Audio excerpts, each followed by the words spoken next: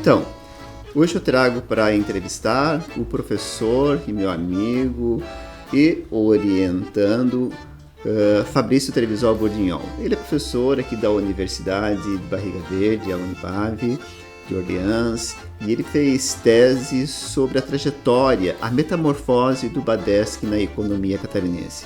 Fabrício mergulhou em diversos arquivos, digitalizou um acervo gigante de documentos para fazer a reconstrução da trajetória do Badeschi desde a sua constituição em 1975. E é sobre essa trajetória, sobre essa metamorfose, que nós hoje vamos conversar então com o Fabrício.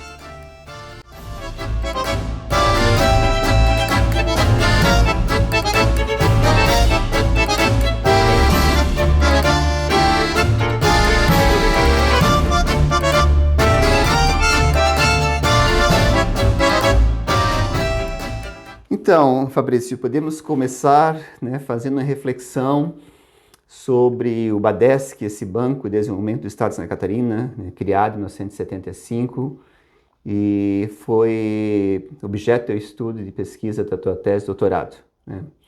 Conta para nós um pouco essa tua trajetória, de como é que tu começou essa pesquisa, o que te levou a fazer essa pesquisa sobre esse banco tão relevante para a economia catarinense. Então, inicialmente, minha pesquisa ela teve início no meu programa ainda de mestrado, já que eu estudei as linhas de crédito, que foram direcionadas pelo Estado de Santa Catarina, por meio do Badeschi, à economia catarinense, que também levou ao estudo do BNDES e as suas linhas, que também foram, de certa forma, entregues ao Estado de Santa Catarina por meio de fomento, e também no BRDE, que é o Banco dos três estados do extremo sul. Paraná, Rio Grande do Sul e Santa Catarina. Então, naquele momento, eu já vi que o Badeschi ele tinha sofrido uma certa diminuída assim, no seu volume de crédito financiado.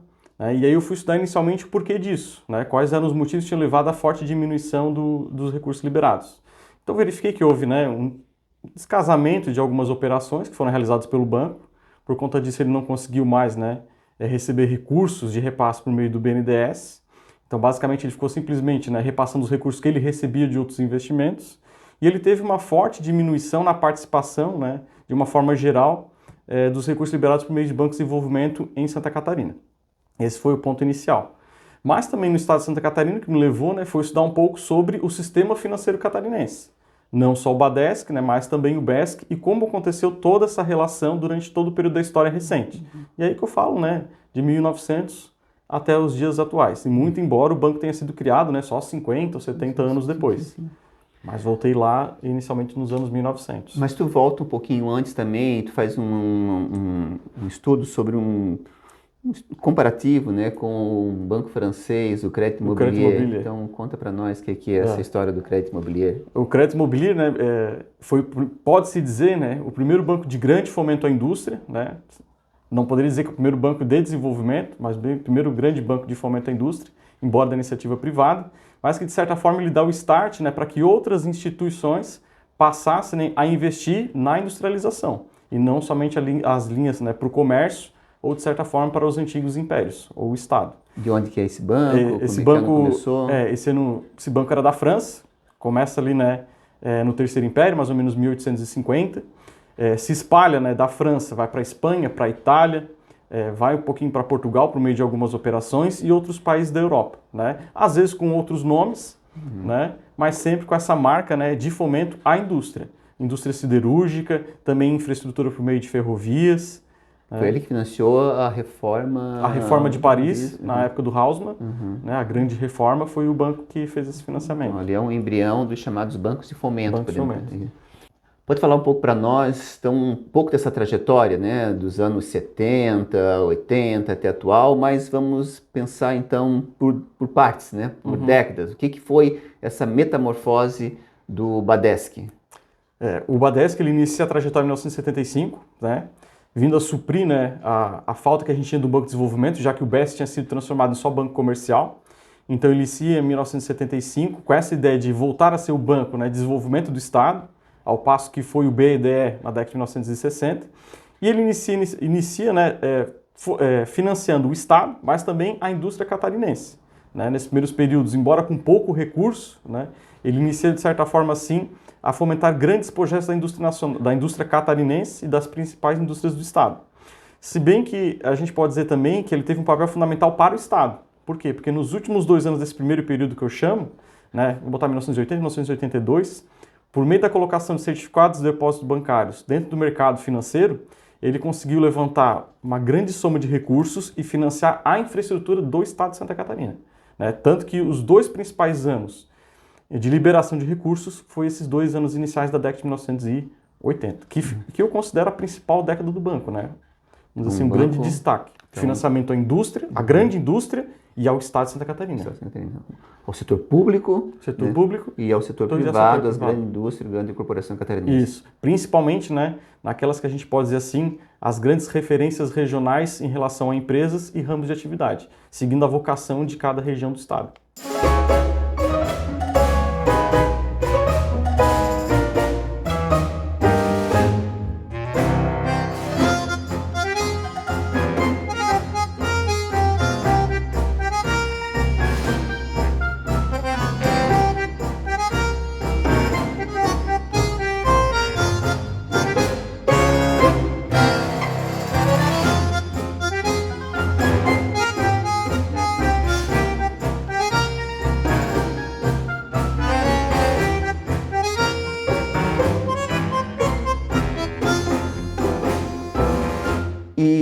Os anos 80, como é que podemos refletir sobre o banco?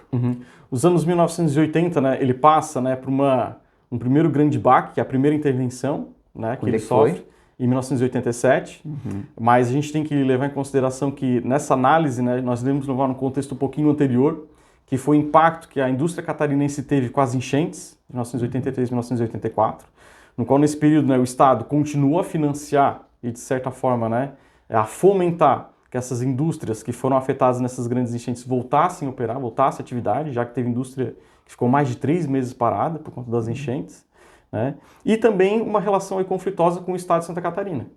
Por quê? Porque todos aqueles CDBs que foram colocados no mercado agora se transformaram no grande passivo, porque o Estado não conseguiu mais fazer o resgate, né, desses recursos. Justamente inicialmente, né, por conta dessas enchentes, que fizeram que a arrecadação tributária diminuísse por conta da paralisação da atividade econômica, né? Mas que ao final, né, levou de certa forma a uma ciranda do sistema financeiro em colocação de títulos para compra e pagamento da dívida do Estado, por meio do BESC e do BADESC.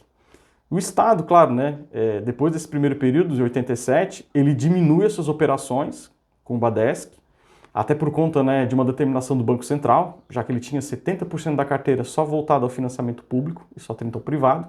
E em 1988 e 89 ele já inverte. 70% já era privado e só 70% público.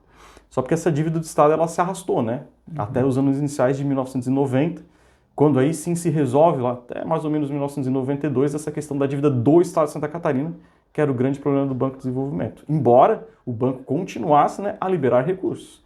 No ano de 87 a gente teve uma grande liberação de recursos, por exemplo, para o ramo têxtil. Né? Ele continuava atuando, não aí só na grande empresa, mas também na média. E aí diminuindo a participação do Estado de Santa Catarina.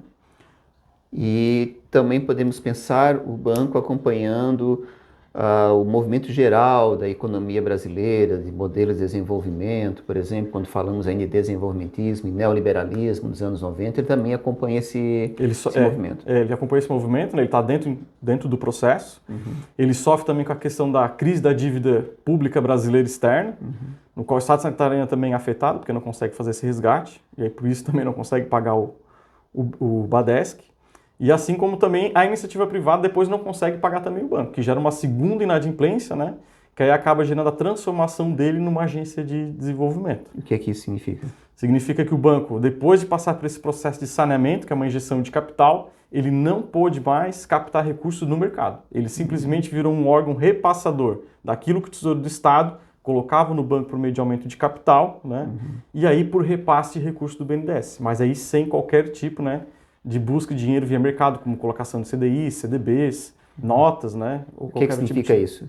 Não capta dinheiro do privado, só dinheiro público. Perde capacidade de financiamento. Perde. A trajetória aí, dentro do todo esse período do BADESC, ela é decrescente, né? Em relação a todo esse desembolso que foi feito. Nos últimos 20 anos, principalmente nos anos 2000, a gente vê que ele é bem insignificante perto das décadas iniciais, já que a gente chegou a ter, né, desembolso equivalente a 3% do PIB, né, e hoje não chega nem a 0,3% do PIB. Nossa, é uma diferença enorme, É né? enorme. Então ele perde esse caráter de um banco de fomento, né? O banco da indústria catarinense. E tu acha que isso tem impacto na economia? Ele tem um impacto principalmente, né, na consolidação de novos negócios, porque nem todos, né, os ramos de atividades desenvolvidos pela indústria catarinense conseguem recursos no BNDES, por exemplo. Né? O BNDES trabalha com algumas linhas, alguns programas que eram repetidos pelo Badesc em toda a sua história, mas o Badesc ele tinha uma complementariedade. Aí essa complementariedade é que ele passa a não exercer mais. Mas e o papel como um banco que fomenta o micro e pequeno empreendedor, o microcrédito, também não, essa transformação de banco para agência também não veio... Os anos iniciais, ele tem justamente essa ideia, né, de se transformar num banco para o micro e pequeno empreendedor, né, naquele primeiro programa chamado Crédito de Confiança. Não que ele não fizesse anteriormente, né? Mas aí, vamos dizer, ele potencializa né, todo esse crédito, esse fomento, essa liberação, por meio também de criação, né, de agências de crédito solidário. 28 agências foram criadas.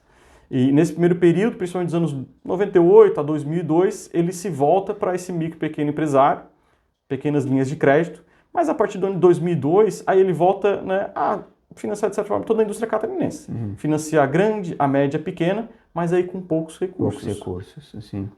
Porque né, o micro e pequeno microcrédito é fundamental, tem uma política social de inclusão importante, mas o impacto que ele dá na economia é menor, pequeno, né? Pequeno, tem muito mais... Ele tem um aspecto social importante, que é a questão do emprego, né? Do emprego, da inclusão. Né? Da inclusão, que foi a ideia inicialmente do crédito de confiança. Né? Foi pegar aquelas pessoas que estavam à margem, não tinham emprego, dentro de um mercado, né? Que naquele período não se tomava apto a novos negócios, e aí deu, de certa forma, uma questão de sustento. Mas a partir do momento também que foi liberando, né? Ou foi melhorando a indústria, principalmente a partir do governo Lula, 2003, aí esse crédito de confiança ele abre um pouquinho de espaço para outros créditos, principalmente para a pequena e média indústria catarinense, que aí tem mais impacto, né, naquilo que se refere à indústria, a industrialização mesmo do Estado, a manutenção da indústria e a geração de riqueza. E se fôssemos fazer uma comparação entre Badesc e BRDE atualmente, o BRDE se constitui mais como um banco de fomento do que o Badesc? Sim, hoje a gente pode dizer que o BRDE ele é quase 10 vezes maior que o Badesc. Só que na década de 1990, o Badesc chegou a ser maior. Enquanto o BRDE sofria nos anos iniciais da década de 1990 uma intervenção, né, e não operava, o Badesc continuava operando. Mas por quê? Porque ele foi mantido com uma característica de banco de desenvolvimento. Então ele continua captando recursos.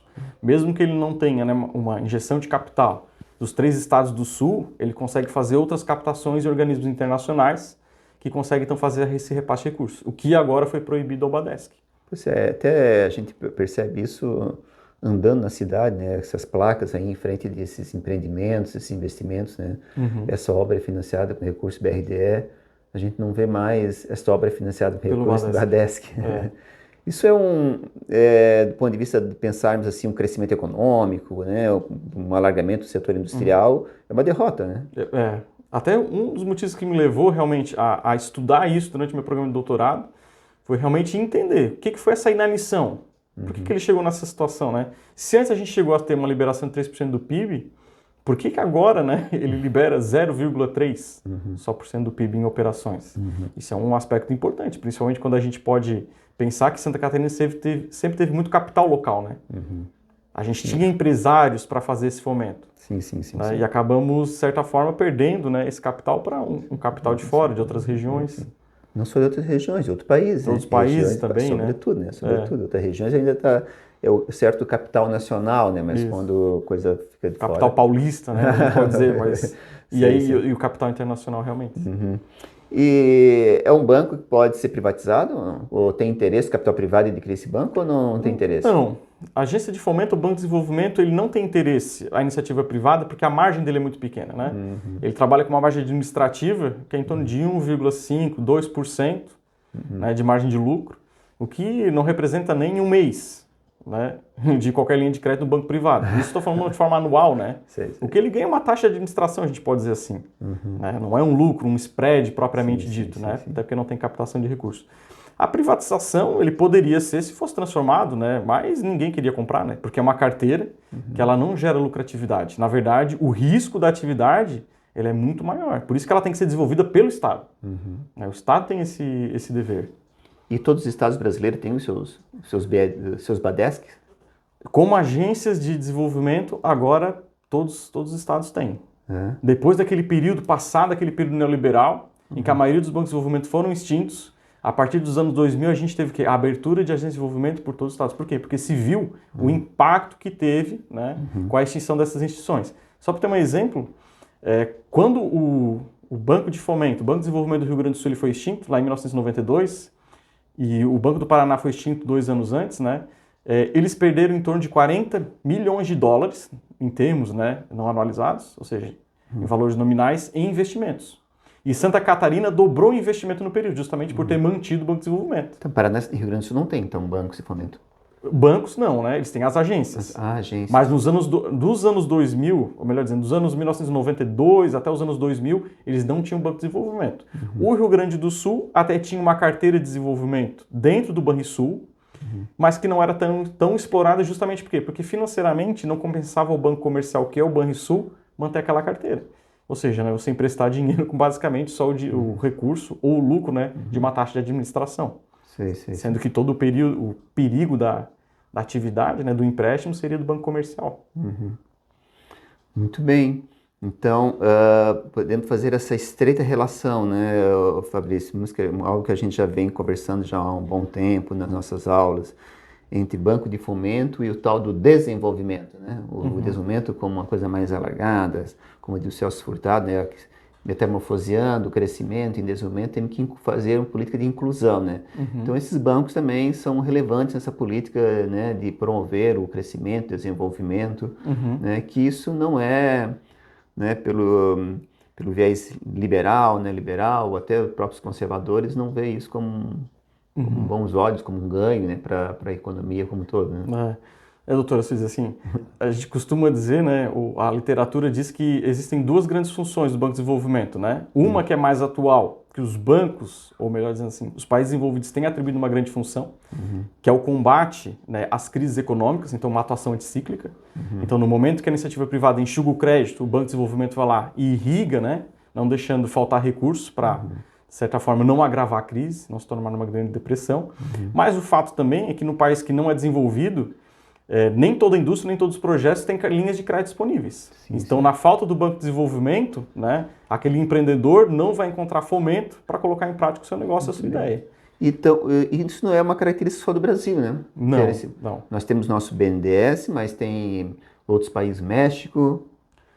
O Japão tem mais de 40 bancos de desenvolvimento. O Japão trabalha com banco de desenvolvimento por áreas. Então, se ele tem lá uma área, ele tem um banco de desenvolvimento para aquela determinada área. Na verdade, todos os países ele tem uma instituição parecida. Quando não é uma instituição, né, aos modos que a gente tem de um banco de desenvolvimento próprio, né, o Banco Central acaba incorporando essa função. De fomentando por meio de crédito. De uma forma ou de outra, todos têm um banco de fomento. Todos.